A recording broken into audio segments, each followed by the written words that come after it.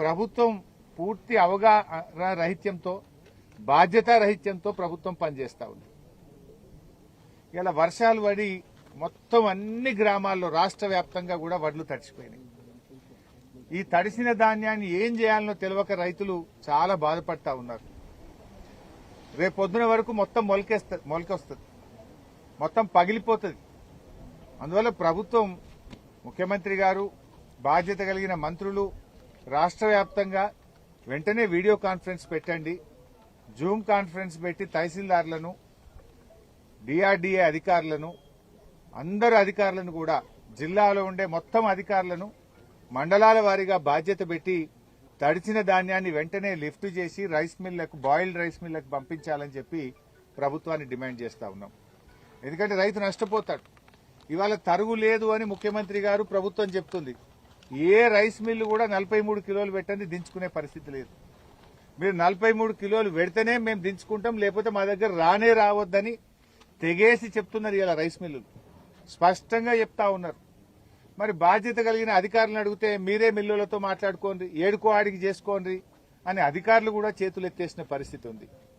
ఇలా క్వింటాల్ మీద 3 నుంచి 5 కిలోల తరుగు పెడతా ఉన్నారు. ఏ గ్రేడ్లో కొనాల్సిన వడ్లను మొత్తం బి గ్రేడే కొంటున్నారు. ఇది గత చరిత్రలో ఎప్పుడు కూడా లేదు. ఎప్పుడైనా ఏ గ్రేడ్లోనే వడ్లు కొన్నారు. కానీ ఈ సంవత్సరం మాత్రం మంచి వడ్లను కూడా బి గ్రేడే రాస్తున్నారు. అటు బి గ్రేడ్ పేరు మీద ఎకరాకు రైతు 600-700 రూపాయలు నష్టపోతున్నాడు. ఇటు తరుగు పేరు మీద 3 కిలోల నుంచి 5 కిలోలు తరుగు పెడితే దీని మీద రైతు దాదాపు 3,000 రూపాయలు నష్టపోతా ఉన్నాడు. 2 రకాలుగా రైతుకే నష్టమైతా ఉంది. ఇటు హమాలీ ఛార్జీలు, లారీలు కూడా ఏమైతున్నాయి, వెయిటింగ్ ఉందని చెప్పి లారీ డ్రైవర్లు కూడా రైతుల దగ్గర డబ్బులు వసూలు చేస్తున్నారు. ట్రాక్టర్ల మీద పెడితే 3 రోజుల దాకా అన్లోడ్ అయితే లేదని ట్రాక్టర్లకు కూడా 3 అంతలు 4 అంతలు ఇవాళ రవాణా ఛార్జీలు కూడా పెరిగి అది కూడా రైతుల మీదనే భారం పడతా ఉంది. ప్రభుత్వం ధాన్యం కొనుగోలు విషయంలో పూర్తిగా విఫలమైపోయింది. ఈ ప్రభుత్వం యొక్క బాధ్యత రహిత్యం వల్లనే ఈ రకంగా జరిగింది.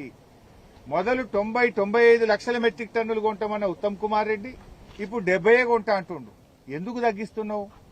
వాస్తవానికి ఇలా కాళేశ్వరం జలాలతోని బంగారముల పంట పండింది.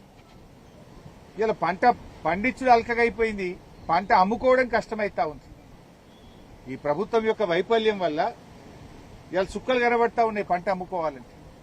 మీరిద్దరు ఇదేం డ్రామా? డీజిల్ పెట్రోల్ ధర పెరిగినాయని కాంగ్రెస్ వాడు రోడ్ ఎక్కుతాడు, వడ్లు కొనాలని బీజేపీ వాడు రోడ్ ఎక్కుతాడు.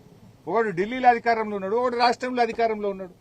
మీరు బాధ్యతలు విస్మరించి మీరు ఇవాళ ప్రజలను ఇబ్బందులకు గురి చేస్తున్నది మీరు. ఇలా కేంద్ర ప్రభుత్వం నుంచి కొనమనండి. రాష్ట్రానికి కేవలం ఇప్పుడు 51 లక్షల మెట్రిక్ టన్నులే మీరు కోటా ఇచ్చిండ్రు. రాష్ట్రంలో పండింది 1,40,00,000. పూర్తి కోటా ఇవ్వమని చెప్పి ఎంపీలు, ఈడ బీజేపీ ఎంపీలు ఇక్కడగా తిరగాల్సింది. మీరు ఢిల్లీలో పోయి సివిల్ సప్లైస్ మంత్రి దగ్గర కూర్చొని రాష్ట్రానికి 1,40,00,000 కోటా ఇప్పియండి. ఇవాళ రాష్ట్ర ప్రభుత్వాన్ని కూడా అడుగుతున్నాం. గతంలో కేసీఆర్ గారు ఉన్నప్పుడు కూడా, అప్పుడు కూడా ఇదే బీజేపీ ప్రభుత్వం వడ్లు కొనమంటే మంత్రులు, ముఖ్యమంత్రిపై మేము ఢిల్లీలో ధర్నా చేసి ఒత్తిడి పెట్టి కొట్లాడి మేము కోటా తెచ్చినాం. మీరెందుకు పోరు ఢిల్లీకి? ధర్నా చేయండి, లేదు రాష్ట్ర ప్రభుత్వం తరఫున కొనండి. మీరు కేంద్రం పేరు చెప్పి మీరు తప్పించుకోవడం ఏంది?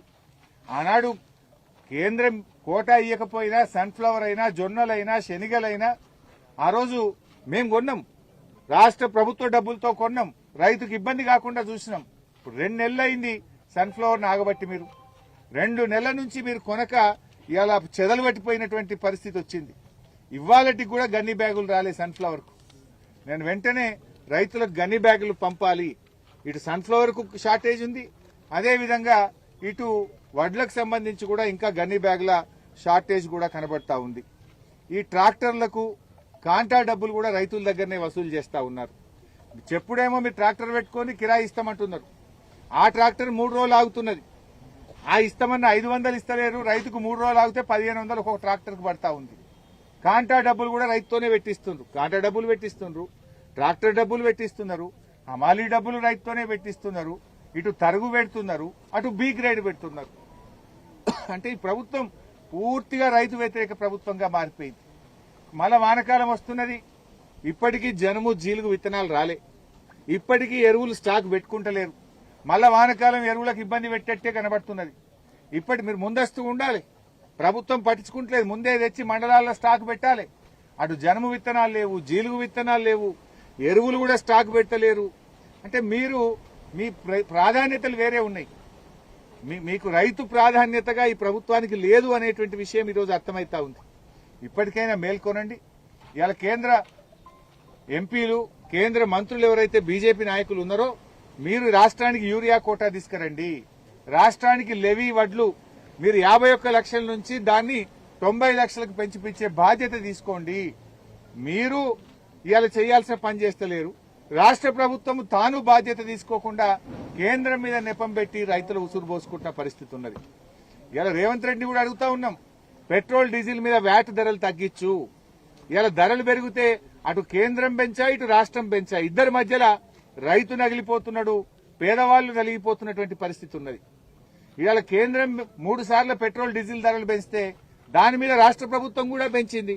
రాష్ట్ర ప్రభుత్వం పేదల మీద ఈ నెలలో పెట్రోల్ డీజిల్ మీద వేసిన భారం 2,000 కోట్ల రూపాయలు.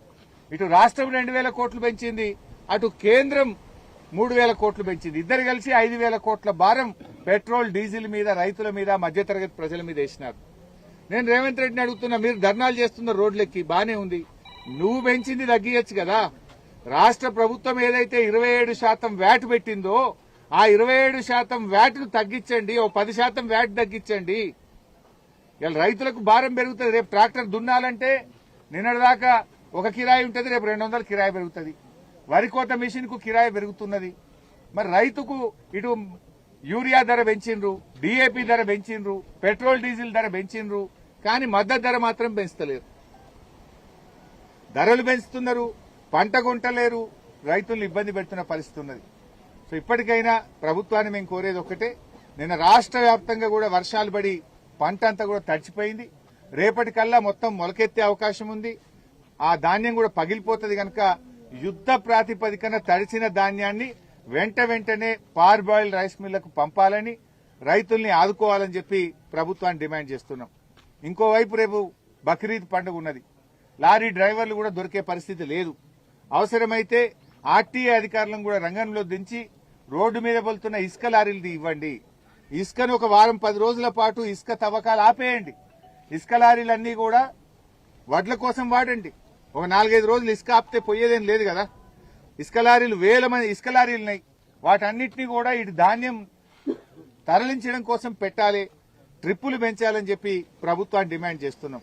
ఇసుక ఒక వారం రోజులు ఆపితే మొత్తం వడ్లు అయిపోతాయి కదా. మీకు రైతులు ముఖ్యమా, ఇసుక మీద ఆదాయం ముఖ్యమా ఆలోచించండి. వారం రోజులు ఆపి మొత్తం ఇసుక లారీలన్నీ కూడా ధాన్యానికి ఉపయోగించాలని చెప్పి కూడా ప్రభుత్వాన్ని కోరుతా ఉన్నాం.